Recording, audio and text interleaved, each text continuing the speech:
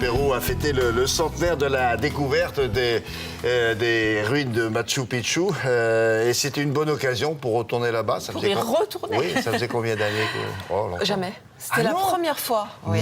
Alors, bien sûr, mais j'ai encore des premières fois, William. Oui, j'ai encore des. Ah bon, lesquelles? Ah, je vous raconterai ça en aparté. Il y a des pays où vous n'avez jamais été? Oui. Et qui méritent le détour? Bien sûr, encore 2 ou 3, remarquez, pas beaucoup plus. Et après, on reprend la boucle. Voilà. Alors donc, le Machu Picchu, je vous en avais déjà parlé au mois de juin. Là, on va parler des hauts plateaux andins, de l'altiplano, et on va voyager à partir du lac Titicaca. Parce que le Titicaca qui font rigoler des générations de gamins, c'est pas comme ça que ça se prononce. C'est dommage, ça nous faisait rire. Nathanaël de Raxin et moi, on aimait bien Titicaca. Donc, le Titicaca, il est situé... Raja? Oui, avec... Il est situé, je vous jure que c'est vrai, il est situé au sud du Pérou. Il se partage avec la Bolivie, 55% pour le Pérou, 45% pour la Bolivie. Et selon la mythologie, c'est dans ces eaux que serait née la civilisation Inca à l'origine du Machu Picchu. C'est pour ça que je vous y emmène maintenant. Alors, à 3800 mètres d'altitude, c'est le plus haut lac navigable au monde. Il fait 200 km de long, il est grand comme 15 fois le Léman. Donc c'est énorme, une vraie petite mer intérieure. On y va ?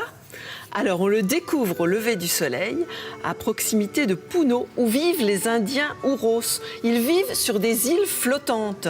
Alors il sera encore un peu plus de 2000, regardez le modèle Kon-Tiki là, du bateau.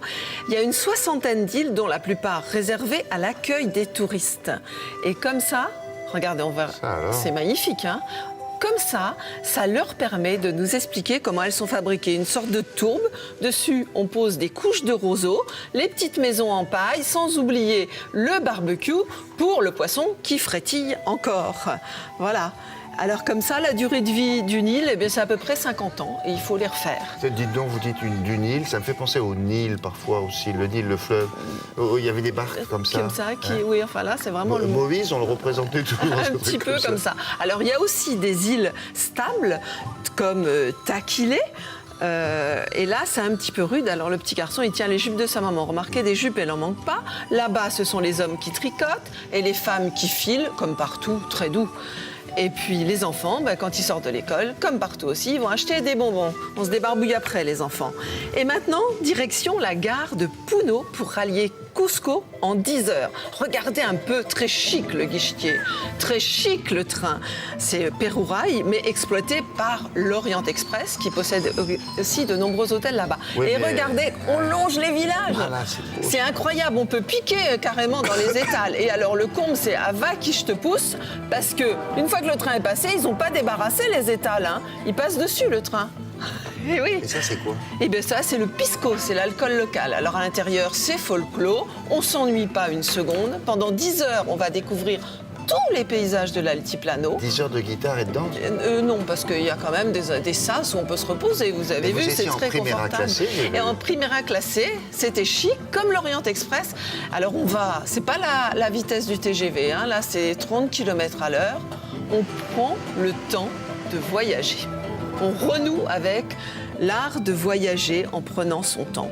Et c'est formidable parce que, regardez, on découvre là le plus haut marché des Andes. Là, on découvre les salines de Maras. Et puis comme ça, les paysages changent jusqu'à arriver très cultivés. Et par hasard, eh bien, on est arrivé dans ce petit village où c'était jour de mariage. Et là, c'est pas pluie de riz, mais c'est pluie de confettis.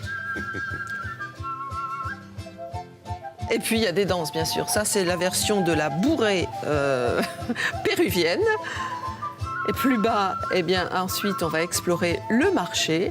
Comme partout, il est très haut en couleur. C'est vraiment les plus beaux marchés, hein, dans les Andes. Et très haut en chapeau aussi. La dame, elle en met même 2, là. 11 € de gaine.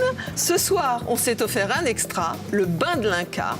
C'est le dernier des plus beaux hôtels du Pérou parce qu'ils en ont de magnifiques, zen, chaleureux, que de la pierre, du bois et puis aussi de la laine des Andes sur lesquels, comme sur le bar, brille le soleil de l'Inca. Quel tout voyageur a droit. Et regardez, parce que le but ultime du voyage, c'est tout de même ça, au lever du soleil, Sa Majesté, le Machu Picchu. Et ils en prennent soin ou Ah, très, très soin. Ouais. très très souvent. Mais il y a des milliers de touristes qui Et y là, vont. c'est bien ça qui me... Oui. Mais ils régulent, hein. Au bout d'un certain nombre, ils arrêtent. On ferme. Ouais, alors mieux vaut se lever le tôt le matin, puis c'est là que c'est le plus beau pour voir Et le réserver soleil son se ticket pour lever. pouvoir être sûr de pouvoir... Alors moi, je vous conseille de vous adresser à la Maison des Amériques latines, qui peut vous programmer tous les sites majeurs, parce qu'il n'y a pas que cela, il y en a aussi au nord du Pérou, et puis Lima, qui mériterait aussi qu'on en parle. Oui. Très bien. Vous avez dépassé combien de pays Là,